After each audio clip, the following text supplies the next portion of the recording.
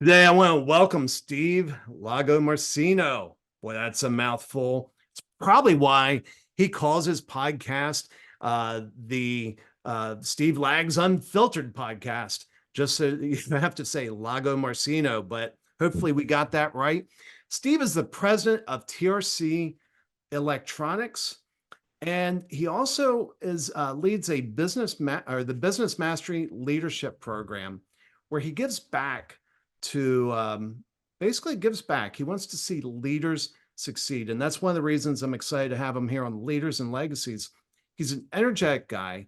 He and he's done well, and he's overcome adversity. And so, listen in. I think there's some nuggets you're going to take away today from today's discussion. Steve, welcome. How you doing, Craig? Thanks for having me here today.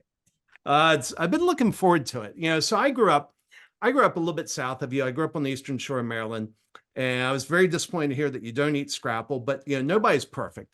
Hey, And but I read a little bit about your story, and I was really impressed.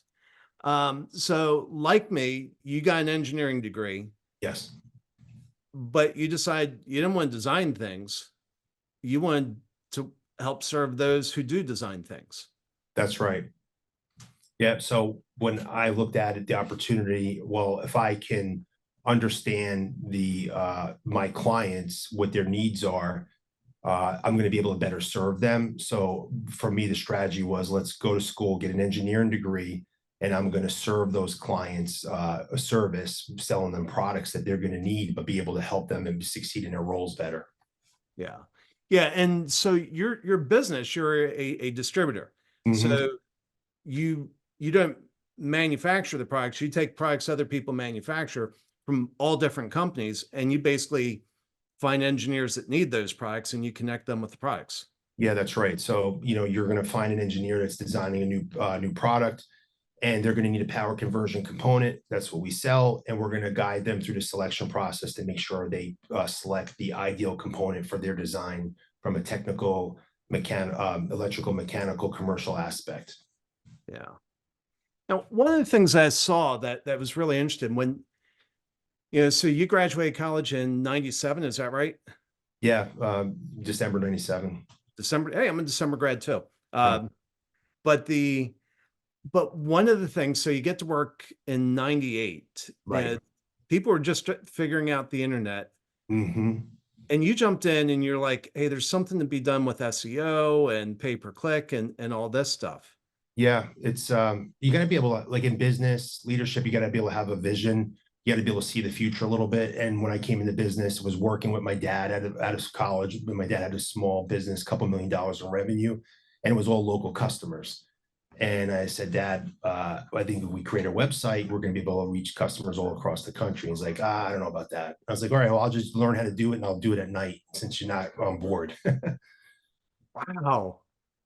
So there was no website. When you joined the company, there was no website. Yeah, we had no website. Well, the truth is there that was common. A lot of businesses didn't have a website yet. They were just starting to. Even in my senior year, one of my papers I wrote that every business is going to need a website. I got an A- on the paper, but the professor questioned whether at that time whether that was actually a legitimate case or not, whether every business was truly going to need a website or not. He wondered if that was really the case. Oh, wow. Yeah. Well, I guess there are some professions, maybe the world's oldest profession doesn't need a website, but even sectors of that business have Yeah, websites. you got to be on the internet. Yeah. Wow. Wow. So we So, first website 6 pages. It's just simply getting on the map, and yeah. then getting people there. How do I get people here? Oh wow, they have all these pay per clicks. It costs a penny a click. Wow. And I said, Dad, it's a penny a click. I'm going to spend $100. He's like, oh, go ahead, no big deal, no risk. Just go for it. Yeah. Yeah. No longer a penny a click. Now you're like, you can be between like $5 to $100 a click, depending on the type of search. Yeah. Well, outsource software. If Mhm. you're in that space and you're trying to run pay-per-click campaign for outsourced software, you have some keywords. You're going to pay 350 bucks per click I on believe those it. words. Yeah. Insane. You better have a sales system ready to handle those leads and not waste those leads. Yeah, and you better have like a killer message, Right. that when you're paying for that click, it better be a absolutely killer message, killer landing page that converts them quickly. Yeah. Wow. So what, I mean, that obviously was kind of visionary. I mean, what you had your professor that doubted you, you had your dad that doubted you. What did you see that you felt like they were missing? Well, he said, "Hey, you." So I got my first job was sales. I was basically a sales engineer, and my dad said, "Just call these customers." And I said, "Okay, I'll go call them." And I'm like, "Why is this really inefficient? I'm calling these people, and like, how do I get them to come to me?" And it was, well, there's a way. Like, let's market better, and get a website and bring them to the website and have them call in and convert that way. And then that, that just was just a domino effect of steps that needed to be taken in order for that to work. And I was able to do that. And as things worked, I built my dad built grew confidence in me. And so then he was like, gave me the green light to the next thing, And I just kept, maybe in like 10 years, my dad's running the company and maybe take it from 2 million to about like $8 million, and but in a very profitable manner without taking any big risks that were going to jeopardize the business. Hmm. And so this is basically since college, this is your only job. That's right. Since college, I had multiple jobs in college, but this was my only job out of college. So I've been doing this, since January 1998, full time. Wow, that's cool. Yeah. And so when did your dad exit the business? So that was my dad exited the business about 14 years ago, 13, 14 years ago. I exited my dad from the business. And what happened there was, in leadership, call something the leadership lid, right? Whoever, if when you're in a leadership role, if you're the one running the organization, you are the lid of the organization. If you're not growing and developing, you cap everybody there. And what happened with my dad was very proud of what he did with the business. He was very satisfied. He was getting close to retirement, and he stopped growing and developing. And I kept hitting him with new ideas and new ambition to go to the next level. And he wasn't ready to do that. And he capped me. And so I had to say to my dad, "Hey dad, listen, either I got to go on and do my own thing because I can't be held back, or I can buy the business from you, and then you guys can get a good retirement and exit. We'll get a value, we'll get an appraisal on the business. I'll buy you for the true value of it, and we can work it out that way." Now, sounds really logical, but when it's family, it's your dad, and you got all these family members involved, there's a lot of emotion involved in that process. Yeah.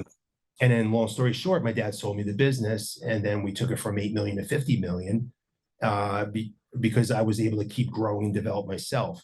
But the true lesson here in leadership is you're always the lid of the people that you're leading.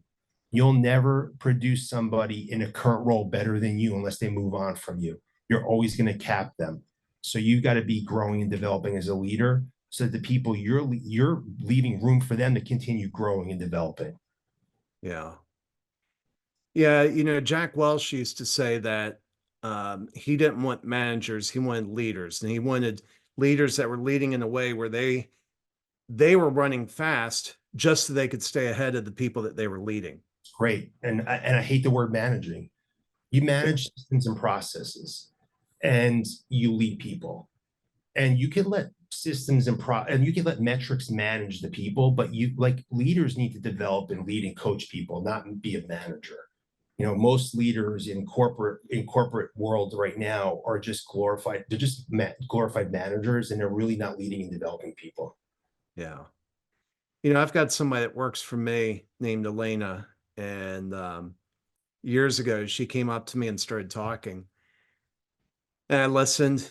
And once she got done talking, I said, Elena, let me see if I got this right. There was a problem. You identified the problem. You fixed the problem. And you're just here updating me so I know that that happened. She's like, yeah. I'm like, bless you.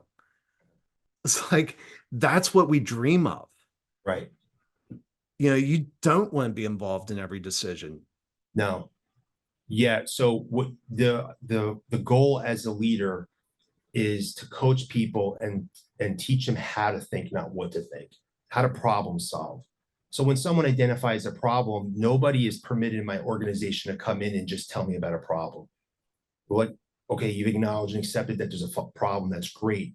But every person's responsibility is come to me with three possible solutions that we can choose from that problem. And then which solution do you like best and why?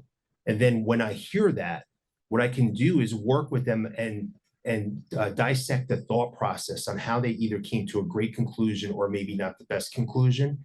And then I could train them on the thinking that they had, and maybe they missed one part of the equation, and we can figure that out so that I'm ultimately empowering them to solve these problems. And when you're empowering them, you're allowing them to add more value to the organization and to the world. And that allows them to be more valuable, and they'll receive that value in the world. And then they're also going to be able to help other people solve problems, do the same thing and repeat it over and over again. You know, we talked about Stephen Covey, I think, back in the green room, and I actually got to hear him speak in a small theater, when he was still rising up. And I got the chance to ask the question. And I asked him a question. It was something like, wasn't it my job to solve problems for my team? And he just laid into me. He's like, no. He said, absolutely no. And he described this horrible, scenario where basically my team's out spending time with their family, grilling burgers on the weekend while I'm in the office working because I never empowered them to solve problems. Yes, right. And that's the key word, is empowering them. Yeah. We're not abdicating it. We're developing them so that they can learn how to do that. But also in a business, I was in the same spot. There was a point where it was a revolving door in my office, and I was the guy. I was like the problem solver. Every problem come in. Oh, this is what you do. This is what you do. But the truth of the matter is, I was hurting everybody that I was leading when I was leading that way, because it's not leading. I was just simply fixing everything, and I was robbing everyone of the opportunity to be able to learn and ultimately add more value to the organization. And what if something happens to me and and I disappear? Like, well, who's going to solve a problem? How does that work for the organization and my clients ultimately, and the team members that are working in the organization? Steve's gone. We're all effed. We're in trouble. Yeah. So how'd that change? I mean, what happened that turned you from the consummate problem solver to the one that empowered? Mentorship. It's finding the right mentor. Like, first, acknowledge, you got to acknowledge, you got to recognize and acknowledge the fact that, like, I'm stuck and something is not working as well as it should. And I'm struggling in this leadership role, and I could be doing better. And, when you're in that leadership role, it's a huge responsibility when you're running a business, especially if you have 40, 50 people, 500 people, whatever you have in that business. If you have 10 people, 5 people, what you decide to do and how you handle it as a leader and developing yourself as a leader, it affects everybody's livelihoods that are in that organization and ultimately your clients. So I knew I had some opportunities to improve that.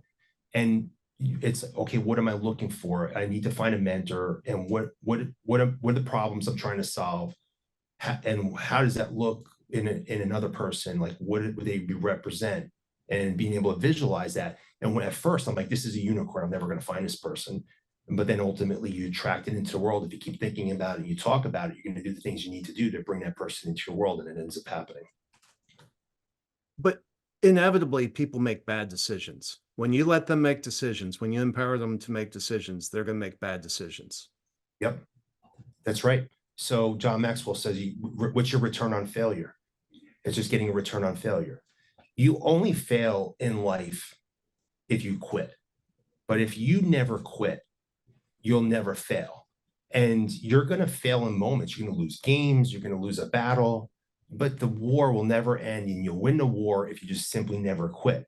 So this is important as a leader, though. You have to accept that they're going to make bad decisions at times. But make sure that they're thinking, it's not reckless. Like, okay, I had a thought process on how I did it and it didn't work out. Okay, great. Now, what did you learn from that? Okay, I learned X, Y, Z.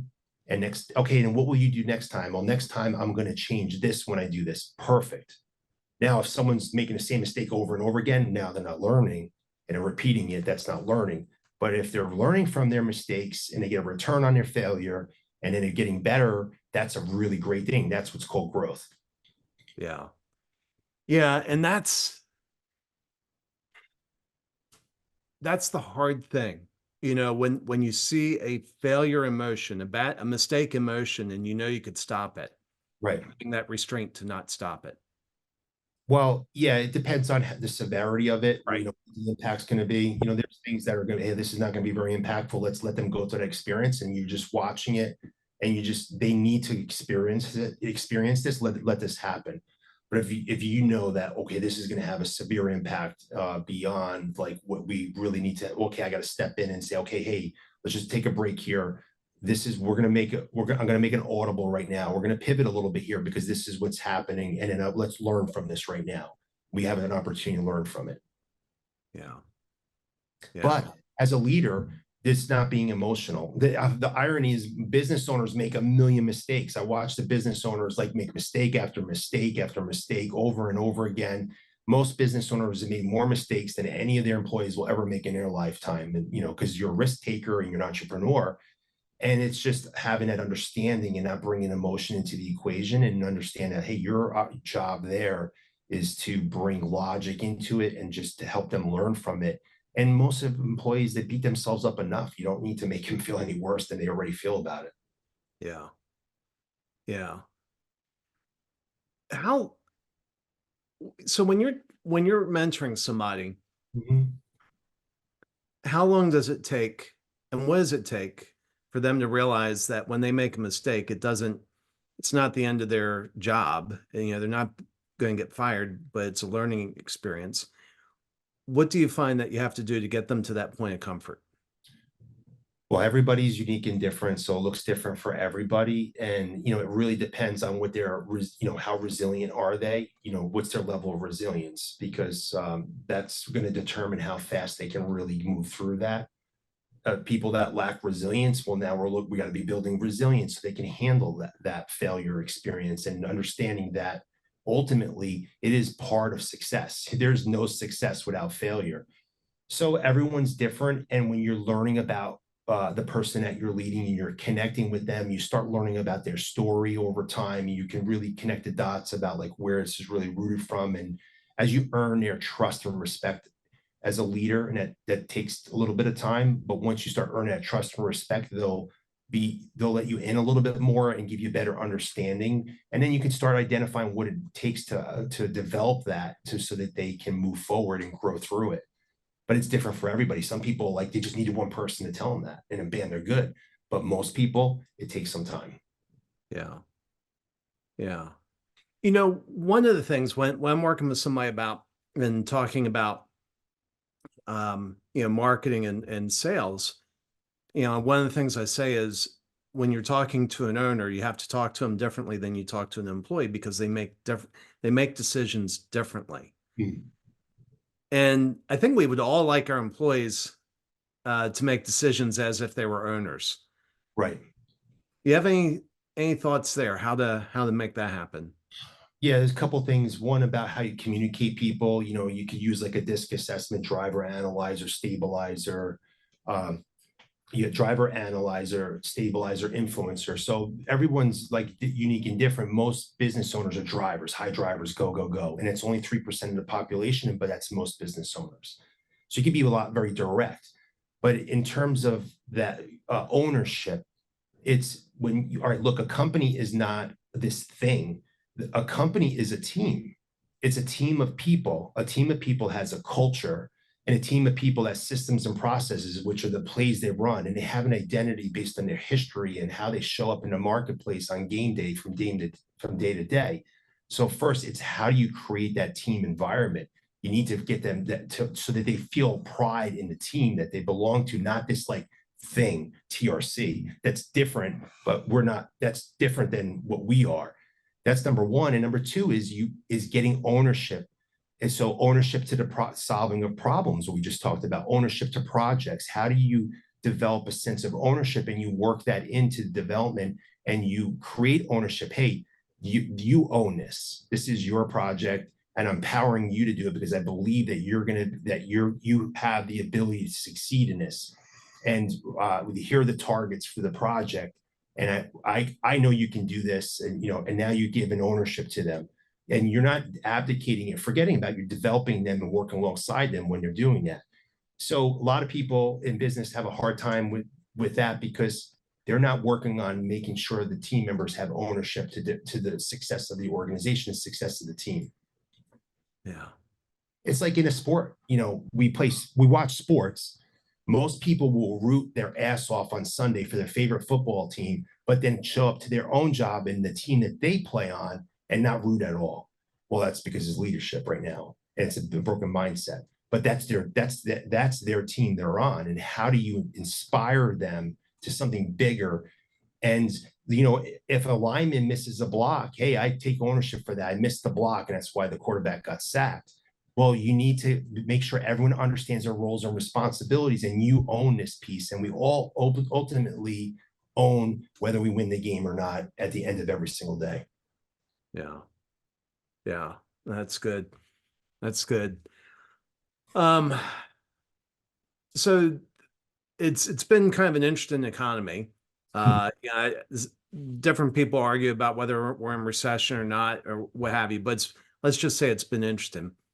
How are you making decisions in this economy, and what would you recommend for others? Right. Well, first, the media is not giving you the true story of what's happening in the economy. You speak to any type of accounting specialist, you speak to business owners, and you get a good broad view of it. And the economy is not pretty right now. But you focus on what you can control. And you cannot control, we as business owners or leaders cannot control the economy. And if we're putting our energy and focus on the part of it that we can't control, and that's all we talk about, and oh my God, the economy sucks, if that's what you're experiencing and you feel or you're seeing, well, now you're getting yourself off track and you're going to be off target.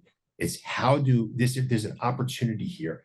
In the worst economies, some of the most successful businesses, like either were born or they used it to launch into complete successes in the future.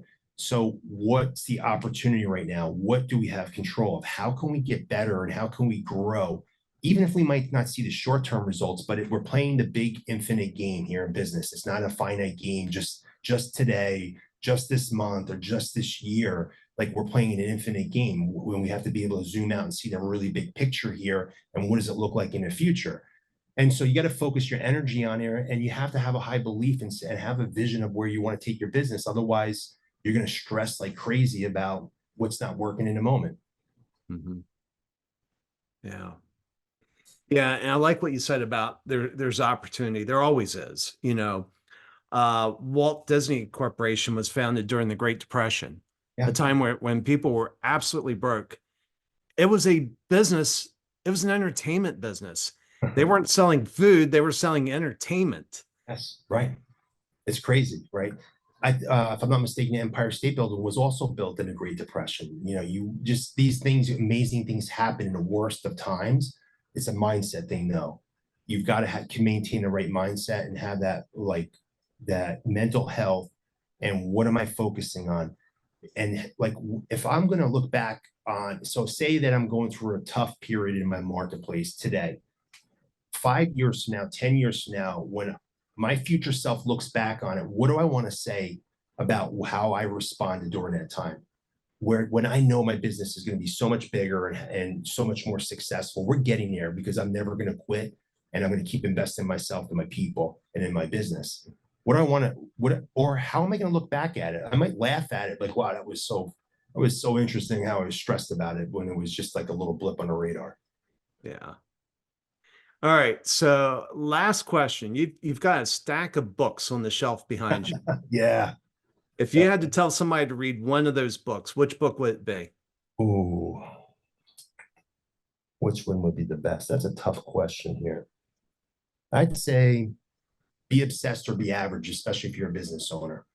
So Grant Cardone's book, Be Obsessed or Be Average, when I read that book, it impacted me tremendously because all my life, everybody's been telling me, oh, Steve, you work too much. You're good enough. Why are you so obsessed about being successful and helping other people? you get like hit by this because you're making a lot of people uncomfortable about the massive amount of energy and activity you do. But that book gave me permission to be obsessed about positive things. Everyone, you being obsessed is a good thing as long as you're putting it in a positive way where it's going to help other people and drive impact in this world.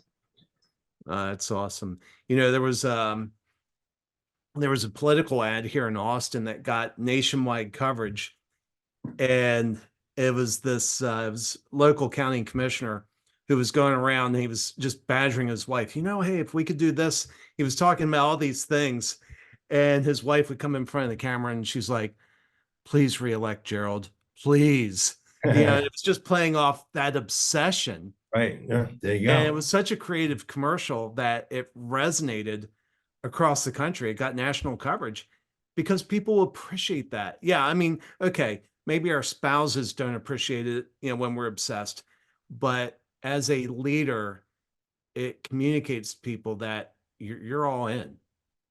Yeah, but also your spouse, you get your spouse aligned. A lot of marriages don't work because people aren't aligned on what the kind of life they want. My wife, we knew this early and we're very aligned with it, and she supports it, and she appreciates, she knows the brilliance of it. And with my kids, we talk about it all the time. So we're maintaining alignment. You create alignment in a relationship and you maintain that alignment, and like, where are we going? Why are we doing it? So as long as there's that purpose, then you can stay aligned in it. And yeah, sure, I aggravate the shit out of my wife from time to time because I'm a nut. I'm an entrepreneur, Yeah, but that's fun though. We can look back at it and we can joke around about it and have some fun with it. that's awesome. Hey, Steve, I'd love to keep going, but we need to wrap. Okay, How awesome. do people reach you? A couple ways. So thanks for mentioning my podcast earlier, which is Steve Lags Unfiltered. You also can connect with me on social media, which for instance, Instagram, I'm very active there and transparent with my life. Steve A. Lags is my handle on Instagram. And if you guys wanted to send out an email to me to reach me about leadership coaching or a business mastery leadership training program, you can email me at steve@stevelags.com. Steve, that's awesome. Thanks for being on Leaders and Legacies. Hey, buddy, I appreciate it. Love being here.